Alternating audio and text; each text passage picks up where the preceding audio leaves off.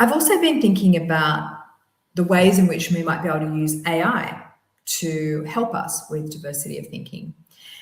If we see that we're working in a group that doesn't have diversity of thinking, then we might say, could we import that through AI? So you might say to AI, could you behave in a way, could you give us answers in a way which someone, let's just say who's very process-oriented, would answer this? And AI would give you a profile around that, and that's helpful.